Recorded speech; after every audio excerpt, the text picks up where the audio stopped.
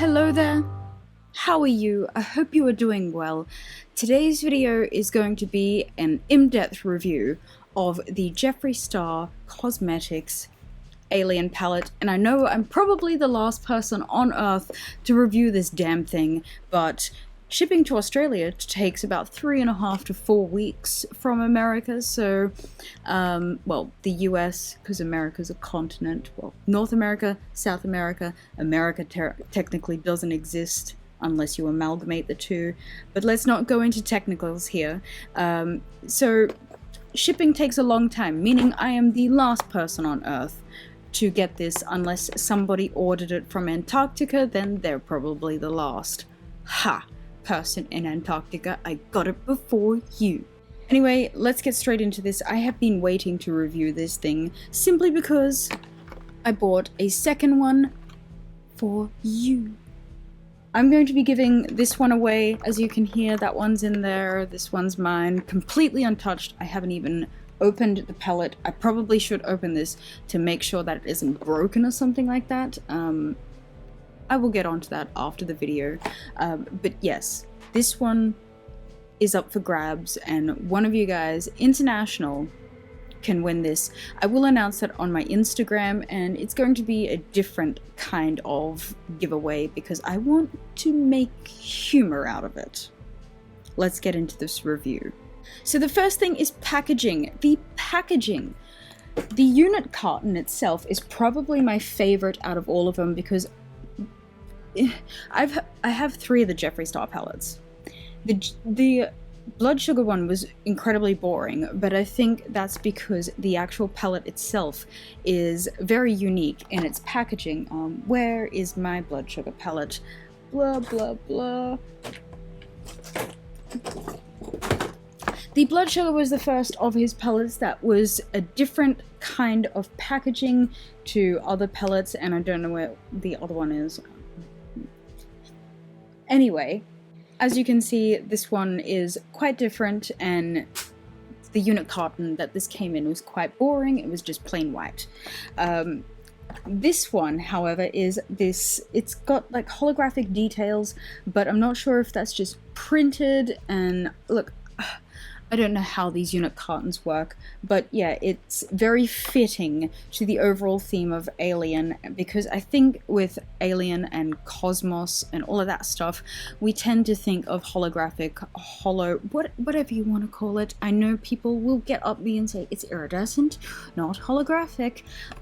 I don't know, I'm not an expert in what is iridescent and what is holographic, but yes, the unit carton fits in very well with the overall theme of Alien and intergalactic stuff. The palette itself is incredibly unique. I have never seen a palette shaped like this. I do think there is practicality reasons why palettes aren't usually shaped like this, because I feel like within the palette itself there is a bit of wasted space due to the shape, but I love the fact that he took a risk with the shape itself because I think this is very iconic. It's different, and the fact it's wrapped with pink faux leather, and it has these hard little alien eyes, and it looks like one of what is usually perceived as a short grey or a tall grey. I think it's a tall grey. I'm not big on this stuff. It's my husband who is, but I don't want to call him over right now because he's really into Red Dead Redemption at the moment, and yeah, if you wanted to watch him stream, he has a Twitch, by the way. I'm on there every now and then too. Except for when I'm on his Twitch, I typically play Call of Duty. Anyway, back on topic, inside the palette is this large mirror, as you can see, and I feel like the mirror, a lot of people have bashed the mirror saying it's useless. I personally have used it a few times, so I don't find it useless. I prefer when palettes have mirrors, no matter what shape they are. So I don't know, there have been a lot of people who have been, not a lot, but I have seen some reviews of people bashing the design and the shape of this palette, but I personally love it because it's something different, and I feel like it fits in very much with the alien theme to be different in general.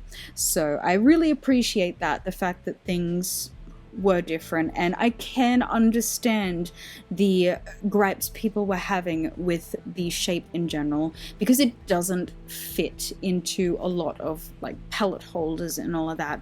But I feel as a makeup collector, it's kind of an iconic piece to have because it is so different. Now moving on to the substance of most makeup reviews, and that is the makeup itself. Let's stop talking about the packaging. The shades. There are 18 shades in here, of which are... it can appear scatterbrained at first, but I don't know if it's because I have prior makeup training and also I have an art background, whether it's, you know, I scour and I go that color, that color, that color will all fit together, because I did see that some people were having issues with creating combinations and multiple different looks that haven't already been presented to them. I do get that, because sometimes it can be quite daunting to be adventurous with your makeup, and there are a lot of greens in here, and greens are some of the lowest selling colors from my experience. Greens seem to be a color that people want to stay as far away from as possible, but I feel like as makeup is becoming more and more and more in the forefront of pop culture, I feel like people are not as afraid to touch these colors, and the fact that it's sold out is kind of a testament to how far we have moved with makeup, from everything being boring nudes to something like this. So now as I move on into the swatch portion of this video, I'm not going to bother with long explanations of the shades themselves, the kind of color they are, etc, etc. I'm going to swatch them both with and without primer so you can see what they look like, and then I will be back to explain my overall thoughts about this palette.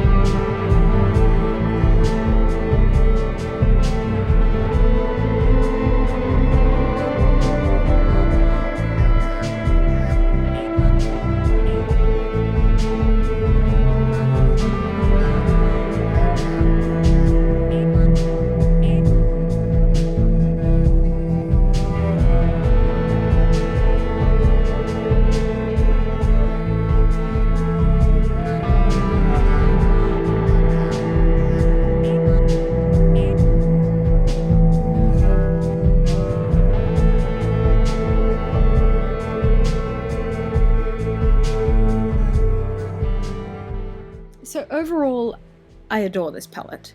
I think that it was a risky move to go with a lot of greens, golds, and purples in a singular palette. And then there's a shimmer burgundy, like, wow, that was adventurous. But I feel like the risk has kind of paid off because it is a very nice palette. I love this palette. It's not as good as Blood Sugar. I love Blood Sugar so much. It is very, very hard to change my love for Blood Sugar. It's one of my ultimate favorite palettes. I do have a couple issues with, well, not a couple issues, I have a couple shades that I found slight gripes with, one being Abduction. This is a matte citrus lime green kind of thing. It's not as buttery as the other mattes in this palette, and the butteriness, I feel like the more buttery the matte shades are, the more pigmented they are with one swipe. Abduction isn't as pigmented as all the other mattes within this palette, so that's one thing I noticed. Two is Space Cowboy. This one, I will not work with it unless I have used some kind of activator, as you can see in the top part there, some kind of activator to help the full intensity of this pigment transfer to the eye. So I recommend using kind of a setting spray on the brush, just to get it wet and all that stuff. It's the only way you're going to get the full impact of Space Cowboy onto your eye. The third is, this doesn't bother me at all because I'm very used to this. I have used pigments for many years, and it's pretty normal. Area 51 stains a little bit. The staining does go away with a few wipes of facial cleansing oil. This one's my favorite. This is cocoa butter, or you could use coconut oil or something like that, just to help break down that pigment on the skin, because yes, it does stain. So if you're not aware of that, it can be a bit shocking, but yes, purples, it will stain a pinky red because it does have red dyes within this. So just be aware of that if you are someone who doesn't like skin staining or is worried prior to events, blah blah blah. So that is the palette, and overall I will rate this an 8.5 out of 10 for reasons explained prior, and it's really hard. Blood Sugar is a very hard act to follow, and yes, Thirsty palette came after Blood Sugar, but Blood Sugar.